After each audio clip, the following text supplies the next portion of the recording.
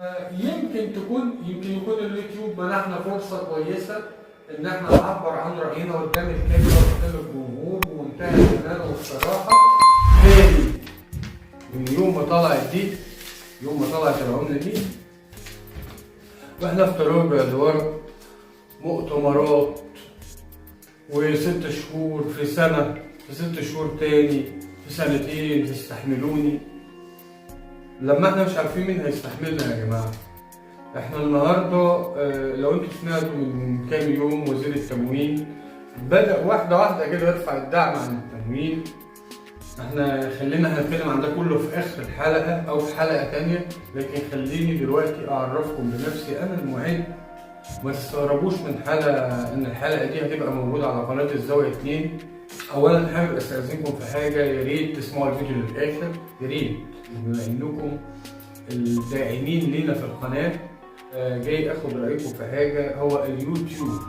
البداية انا بعت الولد انا بعتذر لو هخرج بره سياق الموضوع، لان دي اول حلقة لينا في قناة الزاوية 2، وان شاء الله مش هتكون اخر حلقة، لان اليوتيوب غير سياسته تماما. منع نظام يعني باختصار منع نظام الكوميكس اللي احنا كنا بنعمله. مش عليا انا بس، عليا وعلى كل القنوات، يعني القنوات الكبيره، مش عايز اذكر اسماء، زي قناه مثلا 5 بالمصري او قناه 5 رياكت او غيرها انا مش عايز اذكر اسماء. اسمحوا لي عشان عندي برد. انا بعت اخويا الصغير يجيب الكمامه وحاجات من الصيدليه، وجبت حته قماشه قطيفه كده وهحطها لو امكن، يا رب تنفع يعني، وهتكون ان انا مقتنع واثقه بالشكل ده. يا ريت محدش يقول ان دي حاجه بداري بيها وشي، لا خالص والله. يعني ما احنا بعد كده هنتكلم عادي، ما عندناش اي مشاكل، والدليل ان انا طلعت بوشي وشكلي وهيئتي العاديه خالص قبل ما احط دي، ولما الولد يجي يجيب الكمامه انا هلبسها. اليوتيوب طبعا عمل سياسه جديده وهتطبق في يوم 25، الا وهي هيمنع نظام الكوميكس.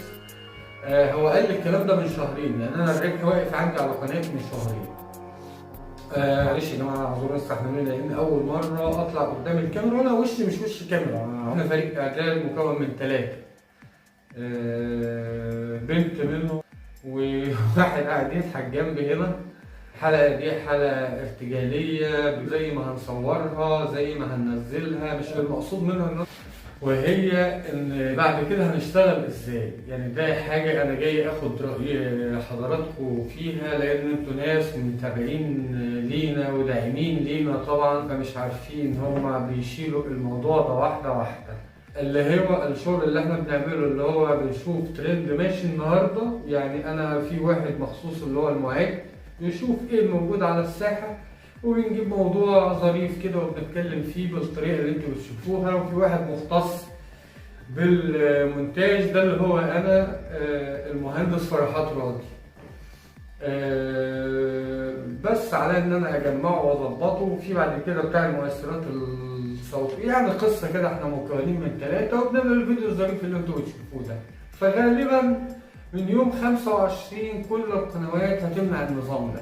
هو بس انا بعتذر عشان موضوع الكمامه بس. فانا جاي اخد رايكم نعمل الحلقات بطريقه عامله ازاي، اللي هو مثلا زي شو اللي هو انت بتعرض القصه، وهو اليوتيوب قال كده من ضمن شروطه، اللي هو بيقول لازم انت صورتك تكون موجوده، او فيديو ليك يكون موجوده، او تعلق بصوتك على فيديوهات. لو حتى هتشتغل على الكوميكس علق بصوتك. والكلام ده مش هيبقى منطقي قوي الا اذا اشتغلنا بالطريقه اللي هي ايه، اما نعرض مشكله زي اللي انا كنت هتكلم فيها، الازمات وصلتنا لفين ومنين لمنين، او نجيب ترند ونتكلم فيه مباشر كده مع بعض، او نتكلم في الترند مباشر مع الصور اللي بتبقى جنبنا هنا محطوطه، او الفيديوهات اللي هي بتدعمنا زي طريقه مثلا شو.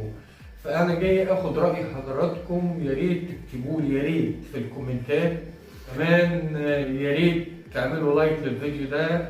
ومش لحاجه والله، بس احنا عايزين يوصل لكل الناس المشتركين عندنا في القناه عشان يعرفوا السياسه الجديده بتاعت اليوتيوب. احنا كان ممكن نعمل فقرات او برامج بره ان هو اليوتيوب يفرض علينا الكلام، لكن هو فرض علينا الكلام. اللي هو مثلا زي الفيديو زي اللي انا بعمله معاكم دلوقتي ده وليكن، خلاص اوكي تمام دي مش هتفعلك الربح تاني. ما التزمتش دي بيديك كمان 3 شهور، مع العلم ان هو كاتب كده والله في التعليمات، حتى لو حد منكم يقدر يخش ويشوف الكلام ده، ان هو كاتب بعد ال3 شهور بيتفتح لك خانة الطلب، هي بتبقى متظللة رصاصي بعد كده بتتظلل ازرق اللي هو ينفع تقدم طلب.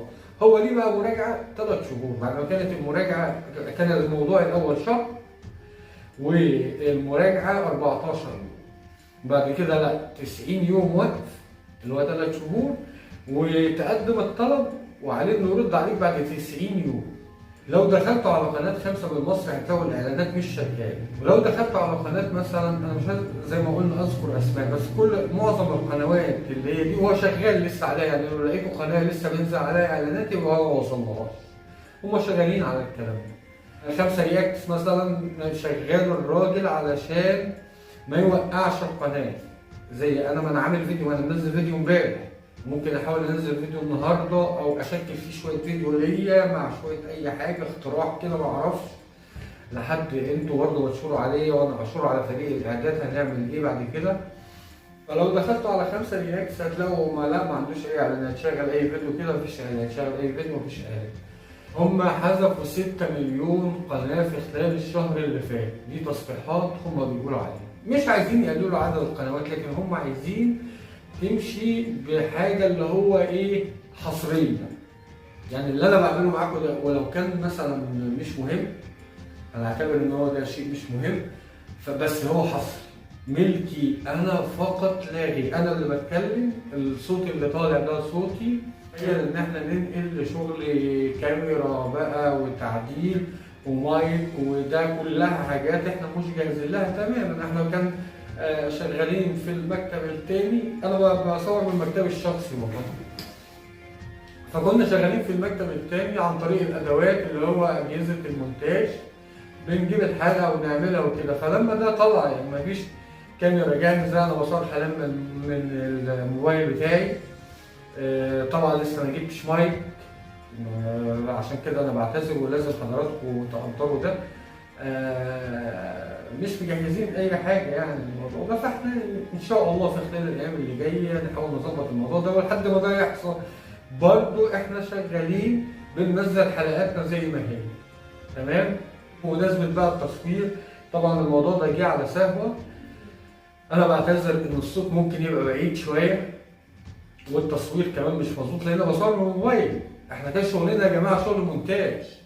يمكن يكون اليوتيوب منحنا فرصه كويسه ان احنا نعبر عن راينا قدام الكاميرا وقدام الجمهور بمنتهى الامانه والصراحه، ونجيب الدليل اهو، او الحاجه اللي هنتكلم فيها او الفيديو اللي هنتكلم فيه زي ما قلنا قدام الجمهور بمنتهى الامانه نتكلم فيه ونشرحه، يمكن يكون ده افضل.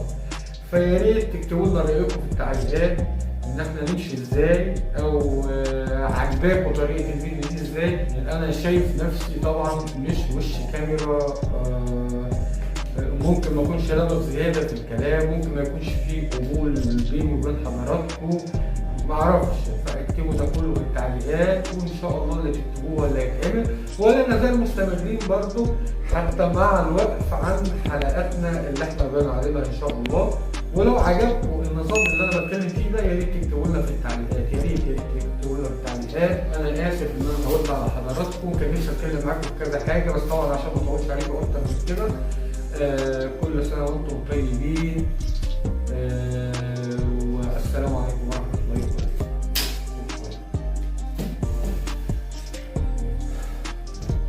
وعشان ما اطولش على حضراتكم اكتر من كده بشكركم شكرا جزيلا، وبوصيكم يا ريت تعملوا لنا لايك وشير وسبسكرايب، وفي النهايه نقول كل سنه وانتم طيبين وسلام.